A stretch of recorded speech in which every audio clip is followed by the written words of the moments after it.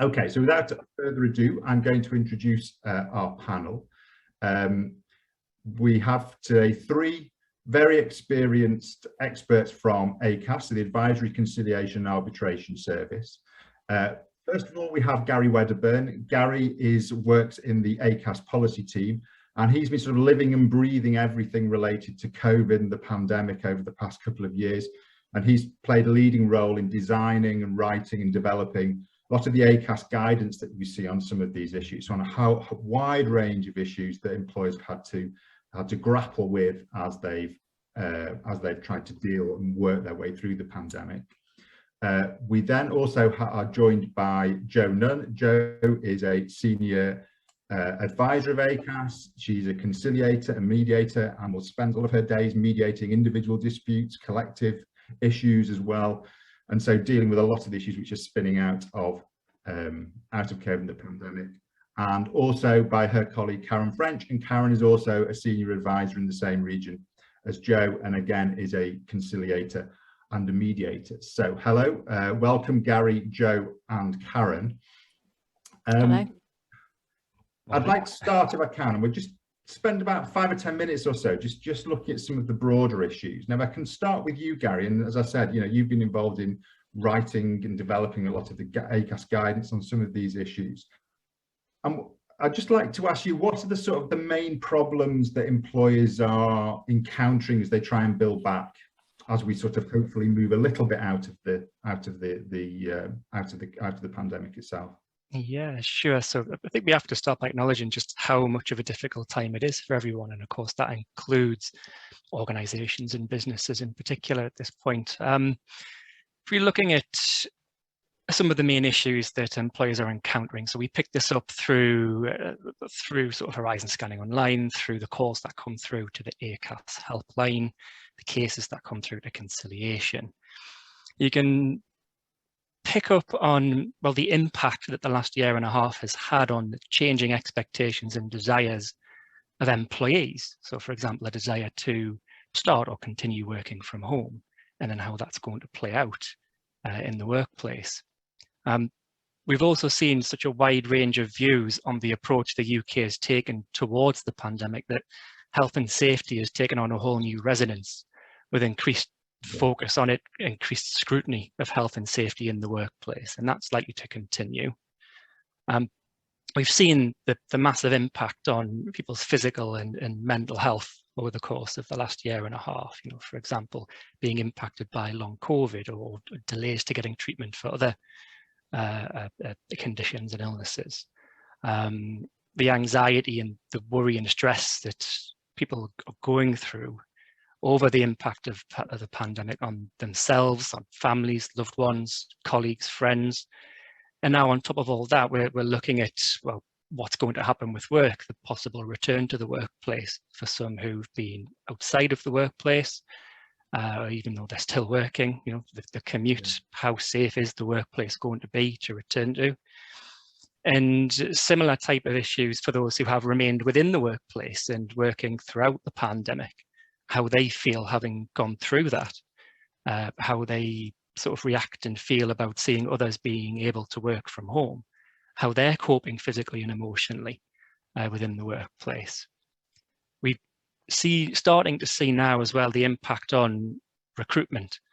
We've seen in the news sort of record levels of job vacancies being advertised, difficulties in filling those vacancies. Yeah. Significant numbers of people that have changed profession and are sort of lost to an industry that they have a lot of experience in. We're seeing still the direct impact of the pandemic. The question of testing in the workplace, self-isolation still can impact businesses. The question of vaccinations, whether that's going to be required under legislation or whether it's something an employer is having to consider introducing themselves. And of course, we're still facing uncertainty of exactly what the near future will look like in living with COVID. Yeah. You know, just a couple of days ago, Scotland and Northern Ireland governments both announced that they're encouraging a return to the work from home if you can policy that they've had in place previously. So there are lots of issues that are coming directly from the pandemic that businesses are having to deal with currently. Yeah, huge range of challenges. Well, one of the things that came out of some research that I was involved with. One of our sort of organisations that's partnered with us on some PrOPEL initiative with the HPMA, and we did some research in the NHS. And one of the key things that research showed was that the HR practitioners in particular were really concerned about sort of issues which have been stored up, if you like, stored up in the background, or been slightly put to one side because of COVID, and the concern that as people start to return, some of those old conflicts reappear. And I can just come to you, Joe, for a second. I mean, in terms of the casework that you're seeing, your caseload, how affected do you think that's been by sort of COVID related issues? Now I'm using that in the broadest possible sense. Yeah, I mean, we've definitely seen issues coming in, particularly for mediation requests, where there have been issues and people have started to work from home and it's part resolved them for people. But on the return back into the workplace, those issues are either coming back in, and those staff are then back in the place where they were. So we've certainly seen an increase in our mediation requests during the pandemic, but up to a point now where we're really busy with those at the moment. So yeah, we have seen that increase. And Karen, I just wondered what your experience has been, the type of issues that's been sort of coming across your desk in relation to some of these. Yeah, I agree with what Joe said, but also what I've noticed is that some of the issues that have come to us as mediation, in talking to the parties, sometimes it's come from them, that they've said, well, if we would been working in the office, we would have spoken to each other. It's developed because we've had that removed from each other, and we've been communicating through the electronic means, and so things have got lost in translation. But simple things like if they've been in the office and the behaviour one of them had upset the other, they would have just had a word about it, and probably they could have resolved it at that point, but it grew a life of its own because of the fact that they were working from home. Okay, no, that's really, really interesting. Those sort of corridor conversations, those informal, we've talked a lot in this series about informal resolution, I guess. Being able to see the body language of people, that type of thing can really, really help those issues. If I could come back to you, Gary, and I know this is a really horrible question I'm going to ask now, but you know, are there any sort of key issues from all the reams of guidance that you've been developing? Are there any sort of key issues that you think managers, HR practitioners need to really think about as they are starting to bring people back in, or they're starting to, you know, come to terms with managing more hybrid workforce? Are there any sort of really key things that they need to identify and address? I think there's a few things that we could mention here. To pick out a couple, I suppose one of the most important is considering what the workplace will look like as we move out of the pandemic. You know, we've had the enforcement of certain ways of working for the last year and a half, and it's now for an employer, I suppose, to consider what their long-term workplace will look like. Will it include hybrid working? Will it include working from home? Is that not possible? And if not, well, what other types of flexibility might be available to individuals? Things like part-time working, staggered shift times, more flexible shift times, the swapping of shifts in between people, and kind of acknowledging the changing desires of the workforce in effect. And I suppose one of the key issues is perhaps going to be balancing the different decisions that you have to make as an organization. So if you are going to be able to allow some people to work from home but not others, how do you manage the potential for conflict in that situation? You know, one way might be to consider other types of flexible working that could be available if not home working.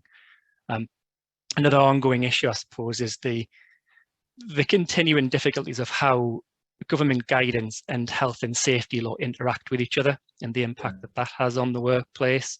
Thinking about things like risk assessments and what health and safety measures are still appropriate, and how you manage people's varying views on those safety measures. And I suppose you have to consider the reaction of those who have continued to work from the workplace now that more people are returning to the workplace. Workplaces are getting busier. How do they feel about that? You know, perhaps they felt safer when there were a few people working in the workplace because of the safety measures that were in place, and also how they are going to interact and deal with the experience of people who haven't been in the workplace during those times. So just a few things to no, that's really helpful. I think one of the things we were discussing this actually just before we sort of before the webinar started was this a bit of a recognition that this puts even more pressure on those line managers, and we talk about line managers an awful lot whenever we do have discussions like this. We come down to the sort of the crucial role,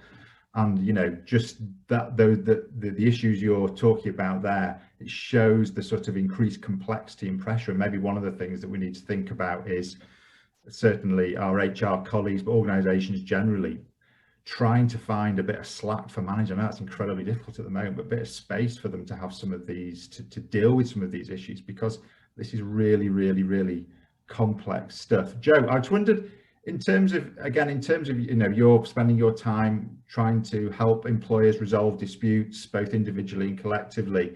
Is there anything that you can sort of identify that you can think, sort of preventative measures that employers can take in try and sort of nip these issues in the bud or stop them escalating and to contain them? Yeah, so nipping things in the bud is key. We'd always say it's key, and trying to identify where the issues are starting nice and early. But Karen and I always talk about a window of opportunity. So seeing if people can resolve their issues first before stepping in too quickly. I think one of the key things for me, and picking up on something that Gary said, it's about fairness as well.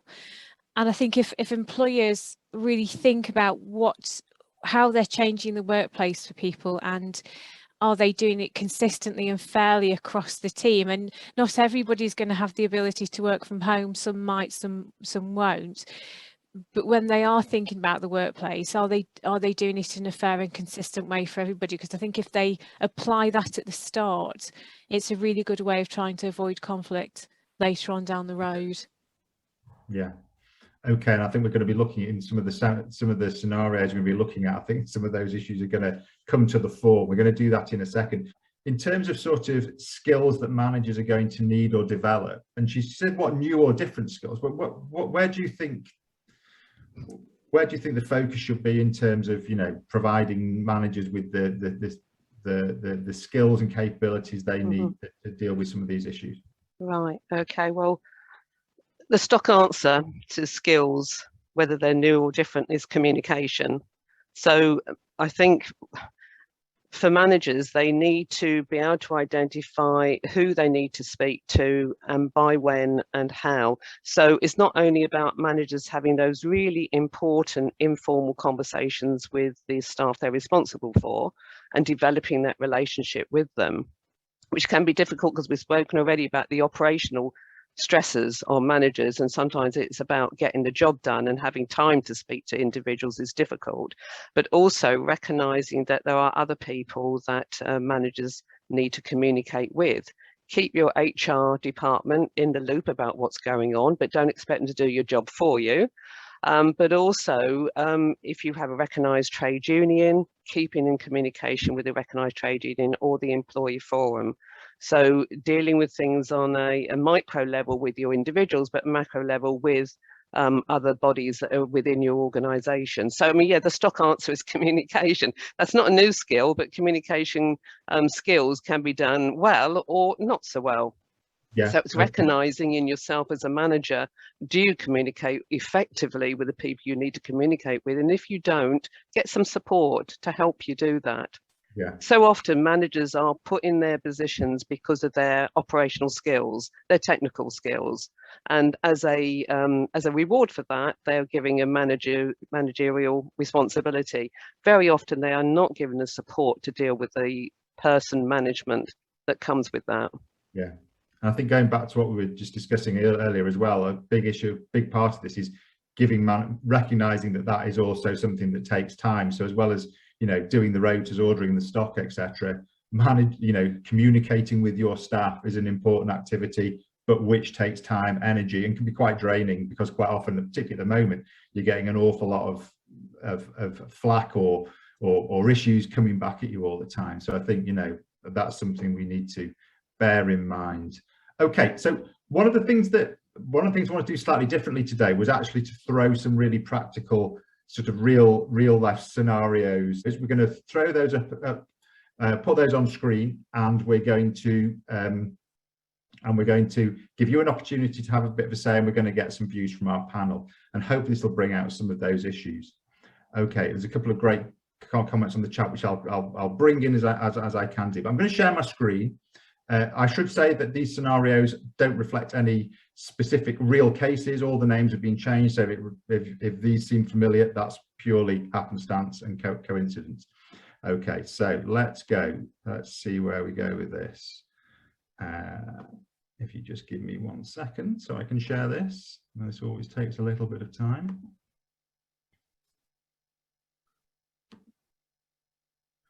Okay, so the first scenario, and these, I think, although they don't, these are hypothetical, they do reflect a lot of the issues that we're all dealing with at the moment. So I'm just going to read that very quickly. So we want you to think about, you're running a small business in a rural area, well-paid and secure jobs are few and far between. So individuals potentially, the labour market is pretty tricky for individuals out there, giving the employers a little bit of bargaining power. But Fiona is a key member of your staff. They've been working from home during the pandemic. You've decided that it's really important to bring people back into the office. Your customers, that's what your customers really want. They've expressed a clear preference for that. And the rest of the team are fairly happy with it. However, Fiona's been continuing to ask to work remotely. You know that she has a fairly big mortgage, and that there are some issues at home in terms of her husband was made redundant from his job as a restaurant manager. So that affects, again, the bargaining power. So we've thrown that in because I think bargaining power is quite an important issue. So we want to ask you how you would respond to that situation. And then we're going to go to our experts, and we're going to discuss a little bit. So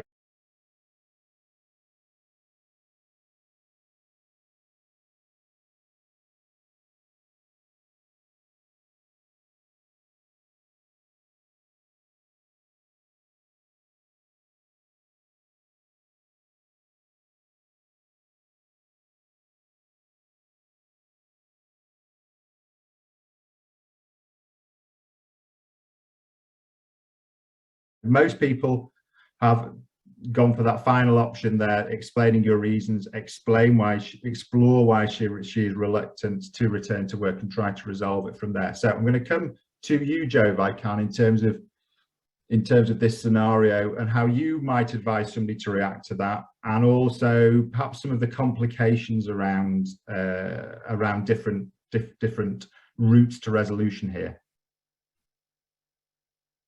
You're on mute. There we go. For me, it is about sitting down with your member of staff and really talking about why it is they're requesting to continue working from home, and really trying to understand what's driving that for them, because there may be things within their personal situation they haven't advised you of.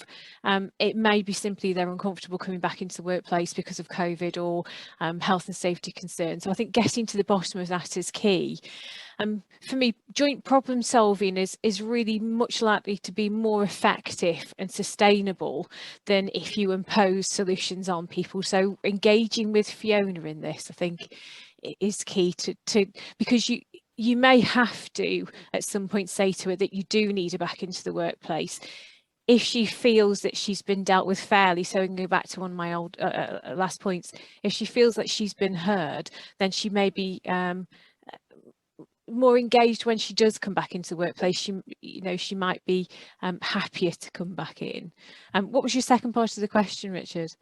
Well, I've just about some of the complications in that. So, for example, I know when I've run a similar scenario before, one of the things I've got back from managers saying, well, it's all very well. The reality is I might have to just simply say, I'm sorry, you've got to come back because we need you back in. We need you back at work. So again, I guess I'm trying to sort of look at some of the complexities apart from what we've got, really good practice, but that actually might be really difficult in the real world out there. Yeah, and there are going to be situations where you are going to have to say to staff, I'm really sorry, but we don't have any other option but to bring you back into the workplace. But we'll deal with all the concerns that we can do for you to feel more comfortable there. And ideally you don't want Fiona to go, and you're quite right about the bargaining power. As an employer, you have a higher bargaining power here than Fiona, because although she's a key member of your team, there's fewer jobs around, and she is reliant on that as a salary coming into the house. But I think it is a case of, you might have to say to her, we do need you back in the workplace. But again, going back to something Gary said, could you do it more flexibly? Is there another way of looking at how she does her job? So rather than just saying it's all or nothing, is there something else bringing you back into the workplace we can do that's assists you to stay there?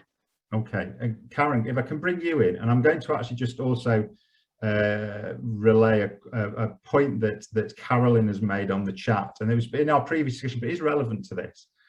So we've heard Joe set out some of the key issues here, and Carolyn's saying, I feel about 100 years old here. We talk about the same things over and over again, and I understand that completely. Why don't we do this stuff? So why? You know, I hear time and time again people are having these types of conversations, or that they're not really having these conversations, and things, these conflicts are escalating around these types of issues. Why is there a problem? What's the barrier towards organizations and managers, etc., having the sorts of conversations that Joe's talking about? I think, though I'm repeating myself a bit, I think some of it is that, as I said earlier, managers are often promoted for their technical expertise, and then they don't receive the training for to help them to manage people. Having said that, training isn't everything either. I think we sometimes look at training as being the ultimate goal in order for people to achieve things, but it's also about, there are other forms of assisting, supporting managers who are promoted. It's about looking about what skills are required to do the job and seeing what that can, how people can help. There could be people within the organization who could coach or mentor. So there are other ways apart from just what is often considered your formal training course.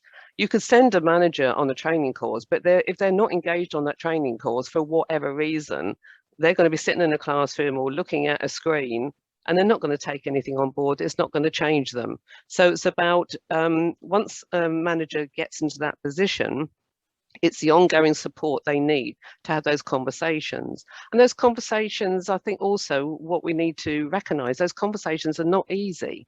They're often very difficult conversations. And so a manager needs to be supported to have those conversations, to plan what they want to say and how they're going to say, and what is the objective of that conversation? What do they want to achieve out of it? And what does the individual want to achieve out of it? Okay, that's great. I'm gonna jump ahead because I want to get through a couple of these scenarios. They've got different issues which are reflecting some of the points that are being made on the chat. So I'm going to throw up the next scenario. So this involves two people. So Jenny and John are two long-standing members of your team. Just before the pandemic, their relationship became problematic, with John insisting he couldn't work in the same office as Jenny. I've had a lot of cases like this, I have to say, talking to some of our HR colleagues over the last 6 months. Although you tried to resolve the issue, your involvement seemed to make matters worse at the time. The onset of the pandemic seemed to solve the problem because they were working remotely and therefore separated. However, again, we're seeing the return. Senior management have insisted that people return to the office, but John is asking to continue to work remotely, arguing that that actually has resolved his conflict with Jenny, and therefore to force them to work in the same office would almost certainly lead to problems. So we've got a few options which we're going to throw open. And again, I'm going to give you 20 seconds to think about it and decide how you would respond to this.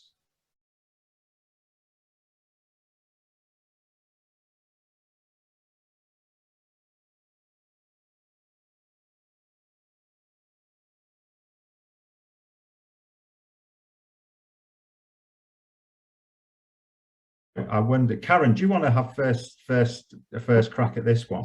I'd love to, Richard. Thank you. Well, firstly, I think I would be wanting, if I was in that position, to question the senior management insisting all staff return to the office. Question, what was the rationale behind that? Yeah. To see if that would lead to more flexibility. But looking at the issues between Jenny and John, I think personally, I would probably try to say John to come back to work first to see how things go with Jenny, because things may have changed over time. And so it'll be interesting to see how these people, and we are all adults in the workplace, so it doesn't feel like that sometimes, to give people a chance to actually work with each other, because things may have improved. They haven't been working with each other for a while. They may both have reflected on what it's been like, and they may come back to work prepared to give it a go. But then if that doesn't work, then I suppose going back to what I was just saying, that's a bit like the window of opportunity as to when do you actually chuck something else at it. The first step is always give people a chance to work it out for themselves. And then if it doesn't work out, then you can suggest other things. Right, insist John return to work. If contractually he should be working at work, you can insist. But then, and now I can't see what's written down there because something's gone over top. Right, strongly suggest that John and Jenny should take part. And I don't know if you emphasise the strongly suggest, Richard, or not. Yeah, well, on purpose. Yeah, I picked that up as well, because as a mediator, there is a very, very thin line between pressurising people to go into mediation and suggesting that they should. Strongly suggest is, to me, it looks like you've got someone's arm up their back telling them this will be a good career move for you if you go to mediation, and if you don't, it won't. And if people are pressurized, cajoled into going to mediation, the chance of them participating genuinely in the mediation process and coming out with a resolution is going to be remote. So it is an option for John and Jenny to consider once there's been enough conversations with them so they understand what it is, so they can make an informed decision to go into mediation. But people should never be forced into mediation, because it just won't work. Okay, I'm going to come back on that in a second. Gary, have you got any thoughts on this one? A couple to pick out some complications that could come from a scenario like this. I mean, I think to pick up on a point Karen made there in terms of finding out from senior management the rationale behind this decision to have everyone back in the workplace, and whether or not that is a blanket rule, whether or not there is some flexibility within that, and just a couple of the different ways that that could still be addressed. So, I mean, for example, if John wants to continue working remotely, potentially he could make a flexible working request to work from home. And that would then have to be considered in a reasonable manner, following all of the rules associated with that request. And there are only limited reasons for that kind of request to be turned down. So, you know, despite a company taking a sort of strong position on wanting people back into the workplace, there may still be ways that an employee would be able to request to work from home. And having that conversation with senior management, making them aware of these other possibilities, despite their stance, could open them up to more flexibility. And I suppose that's one thing for any company to keep in mind is, although you might have one preference on how to handle something, there should always be some room for flexibility of that, depending on the circumstances. Absolutely, and I think it also reflects some of the comments in the chat, both on this scenario and the last one. And I think, you know, there's this presumption that actually this is the right thing to do to bring people back, or that people have to come back into the workplace, is something to potentially explore. Alexandra's also made I think a useful point, is that we need to find out what Jenny wants in this situation as well. So, you know, again, I think sometimes it's quite easy to focus on one particular end of a particular problem, the person perhaps who shouts the loudest in a situation. Just coming back onto this mediation thing, and very, very briefly, and again, perhaps I come to you on this, Joe, because I mean, I've done a lot of research on workplace mediation. The next KIP webinar in December, we're going to look at this in much more detail. But the reason I put strongly suggesting there is that I talk to a lot of managers, especially, and who've gone through mediation processes, and quite often it is strongly suggested. They are pushed into that sort of scenarios. And I just wondered, and again, Karen gave her view on this. What's your view in terms of that, trying to sort of push people in the direction of a mediation process in situations like this? I think mediation is always really useful if it's delivered well, and if people are genuinely engaged in trying to resolve their issues. And part of the mediation process is for the mediator really to try and uncover that, although you can never be 100% certain until you get the two people in the room together. Yeah. But I think I would always recommend mediation, but I think it's making sure parties are coming to it willingly. And I suppose it's about how you sell it as a process. What are the benefits to people from entering into mediation in comparison to what might continue to be their situation in the workplace? So again, I'm with Karen on this. I don't, I wouldn't want to think anybody had been strong-armed into coming to a mediation with myself, and it's my role to try and make sure that's not the case. But I think a lot of times in the workplace, people feel that they perhaps don't really have another option, although we say to them it's voluntary and the employers say it's voluntary. I think people sometimes feel it really isn't for them. And so after that, it's just how well the process works for them and whether they can see the benefits of it up front. Yeah, and Carolyn in the chat has said, don't we throw mediation around like we do training, just assuming it'll solve the human issue, and actually in many cases it might not do, it might not necessarily be appropriate. I think there is a danger sometimes, isn't there, that mediation just becomes a sort of a default position, a sort of catch-all for every situation, and there just are some where it's not going to work, and if the individuals aren't particularly willing to go through that, there's a good chance it's not going to work, and then also gain a bad reputation in the organization more generally. Yeah, we do. Sorry, Joe. We do try our best as mediators to have a conversation with the individuals about the benefits of the mediation, and the conversation often will be, what are the alternatives? It's a voluntary process, you haven't got to go through. We give them information so they make informed decisions about coming into mediation, because quite often in the organisation, if the person who's been suggesting it is not a mediator, they may not understand what it is themselves either.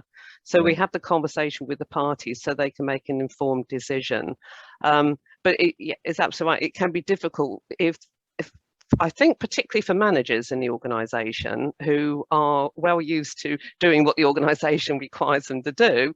If the organisation is saying to them, we think it's a good idea for you to go into mediation, it's difficult for a manager to say, well, actually, no, I don't think it's a good idea and I don't want to do it. That is a difficult thing for a manager to say.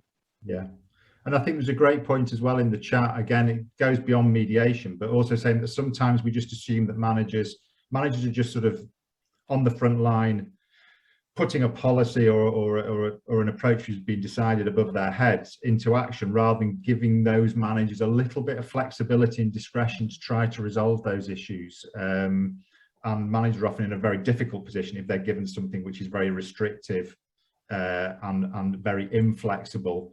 They just simply become the bringer of bad news.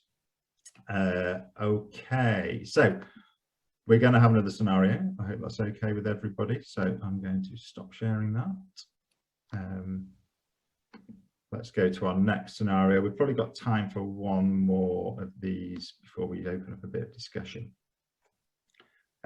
So again, this is a sort of issue which certainly I've seen happening in the workplace, causing some really quite difficult issues. So in this particular scenario, you manage your team, it's always been very highly motivated and close-knit, people get on very well together. However, a number of team members have been badly affected by the pandemic. That include losing family members, while others have suffered serious negative impacts on physical and mental health. And this was one of the issues that that Gary was talking about earlier, and certainly I think a lot of organisations will vouch that that's having an impact on their staff at the moment. But the nature of the organisation meant the remote working wasn't possible. In the last couple of weeks, you've noticed the atmosphere at work has deteriorated. You've done some informal fact finding and discovered that a rift has developed between most of the staff and 2 colleagues who have said that they have not yet been vaccinated and have no intention on doing so.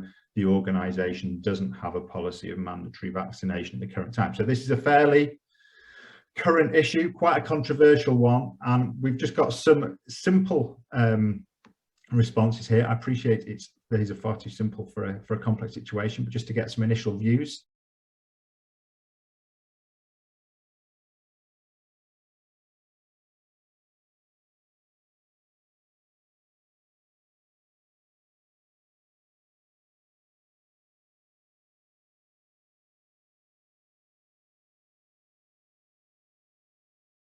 I'm going to come to you, Gary, on this actually, because I know that this is an area where, you know, you've been sort of having to look at in terms of guidance. What would your initial thoughts be on this, either issues raised or particularly how to resolve the issue? Yeah, this is an issue that we see a lot coming through the helpline. A lot of people looking for answers as to how to deal with this. It's probably pretty obvious to say that there isn't a simple solution. And I can see Ben in the chat has suggested that you deal with this very carefully, which is probably a good starting point. It's probably worth, to me, taking the time to unpack the individual thoughts on this. So I know one of the options is focusing on the 2 individuals who decide not to take up the vaccine, but also exploring with the individuals who presumably have been vaccinated and have these concerns about what's causing that concern, to try and figure out what the best route might be ultimately. You know, is it, for example, the risk to health and safety, in which case you might be talking much more about the safety measures and steps that you take within the workplace to keep it safe. It's interesting to see people talk about immediately introducing a policy of mandatory vaccination. Of course, everything's an option for an employer at this stage, but if you're going to look into a company policy on vaccination, then I'm sure you'd be aware that how that might impact the divide perhaps even more negatively. Yeah. To introduce something sort of where there's already a divide between groups within the workplace. And spending some extra time discussing that with staff, gathering their input, you know, can help judge the reaction to introducing such a policy and kind of prepare you for any pressure points of conflict that might come from doing something like that. You can ensure that an appropriate policy is introduced. It can encourage an in-depth exploration of whether it's appropriate to have a policy, but also is kind of an indirect way of addressing the concerns without necessarily having to confront individuals about how they feel about the situation. If you're having a group discussion about what the organisation might be able to do about this, there could be another way of trying to deal with this. And if I can just ask perhaps Joe to reflect on something that Ben said there, in terms of perhaps, again, there's a staged approach here, and maybe looking at the individual, talking to the individuals first, and then maybe looking at a more collective approach in terms of getting the team together later rather than doing that as a first stage. I wonder what your thoughts were on that. Yeah, and I think Ben's absolutely spot on with that.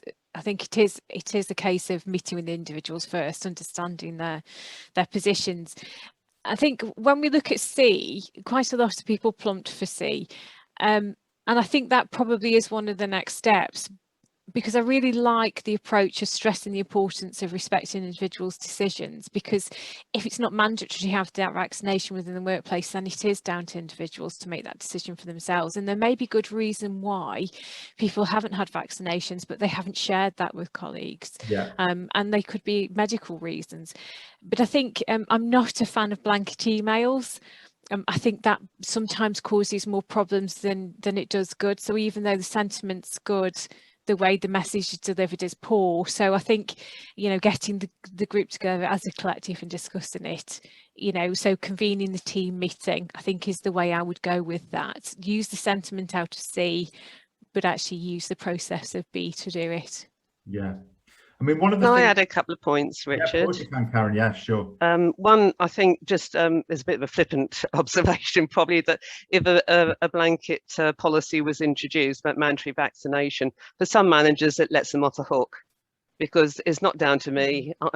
The organisation has introduced this policy, so I just have to enforce it. I think some managers might have some relief if that did actually happen. However, what it still leaves them with is the discontent in the within the team. The subject matter is about vaccination, and it's obviously very emotional and personal. However, I suppose the important thing is about the relationship having deteriorated. What does that actually mean at work? Everyone has to get along with people sufficiently to achieve the objectives at work. So I suppose also what we shouldn't lose sight of is what is actually happening in practical terms, because that is really important to address that. And that will happen regardless of the subject matter, what has caused the deterioration, but it's important to look at actually what is happening at work. Absolutely. And Stephanie on the chat said there's also a data protection aspect to the employer asking individual questions about their vaccination status. Obviously, that, you know, you're processing sensitive personal data. And so again, the focus needs to be that whatever the individual stance, the individuals need to be able to work together.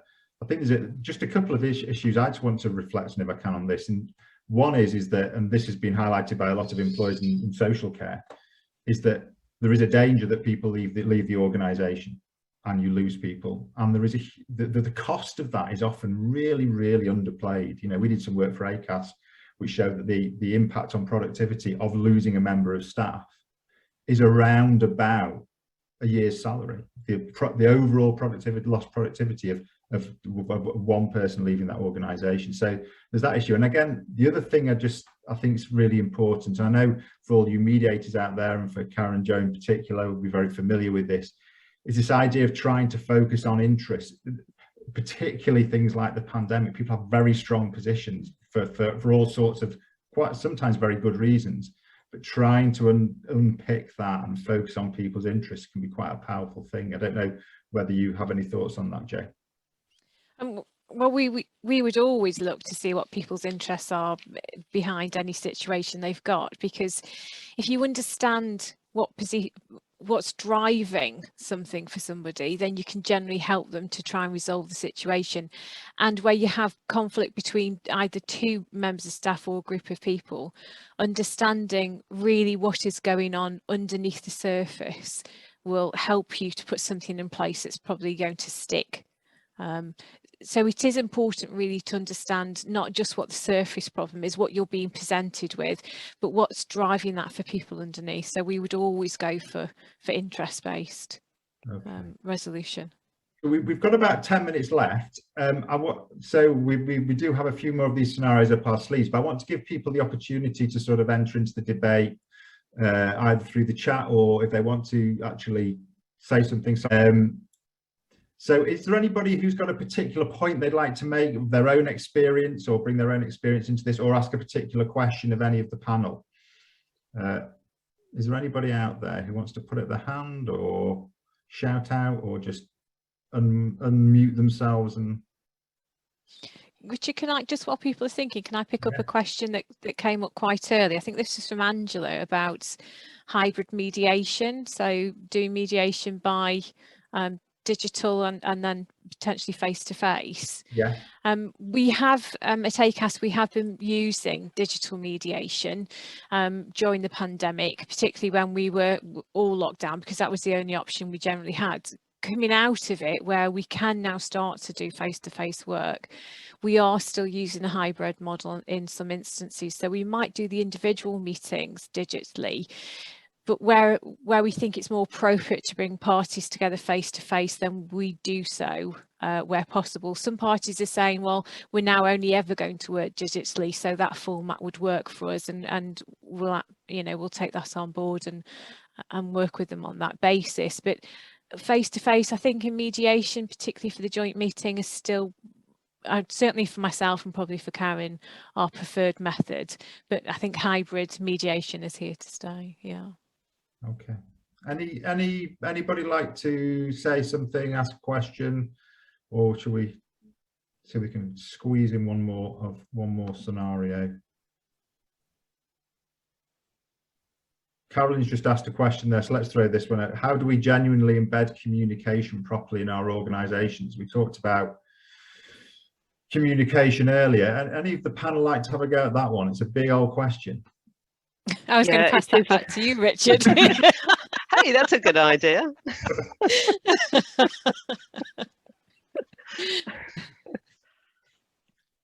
He hasn't taken you up on it, Joe. I mean, I do think I have to say, I think this is really, I think it's a multi-layered question.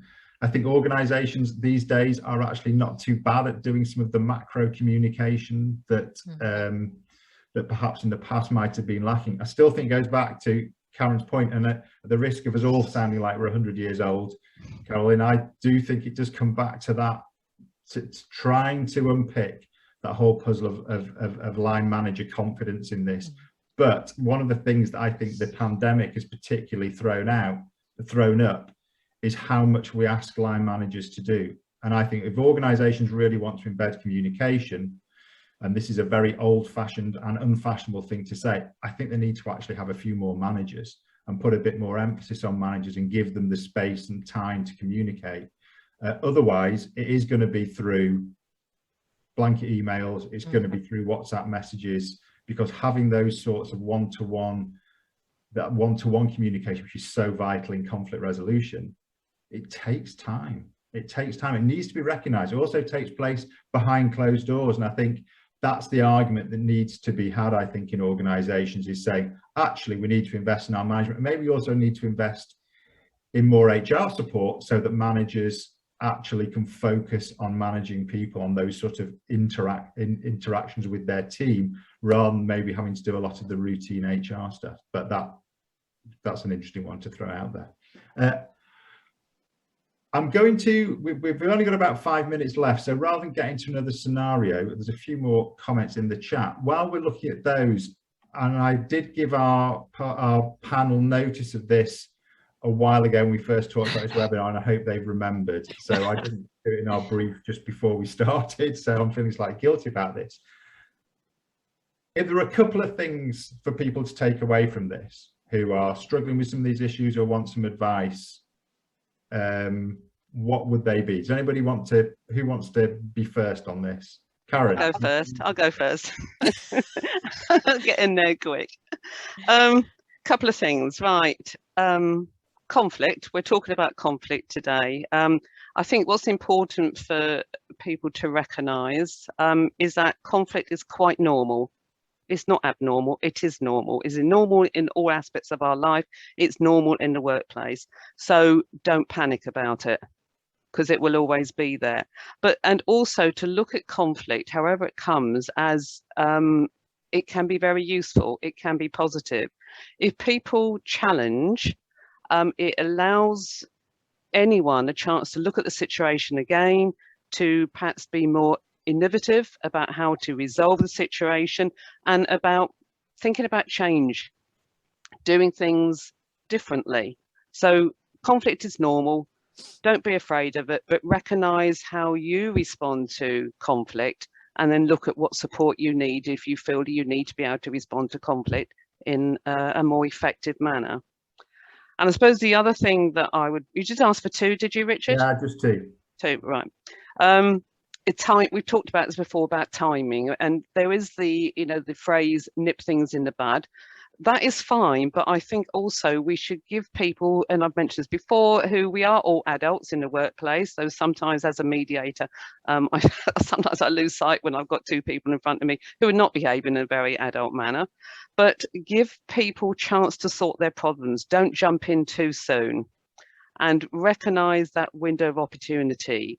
I think Joe would agree that the mediations that we get, the ones that where the timing is wrong, is when we get them too early, when no one has tried to resolve it, or we get them too late, when they've had weeks, months, years of conflict, building up their positions that we've mentioned. They've lost sight of what the interests were behind them, because the individual has spent so long building up the evidence to justify their position. It becomes incredibly difficult as a mediator to get them to relinquish enough of that position to be able to explore the interests behind it. Yeah.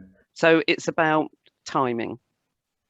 I think one thing just to say as well on that, and when you talk about interests, I think it's always important to remember as well that when we're talking about developing a collaborative approach based on the interests of the parties, the employer's interest is also part of that. So it's not just about accommodating what an employee wants or what two employee wants. It's coming to a real collaborative joint solution. Joe, two. Yeah.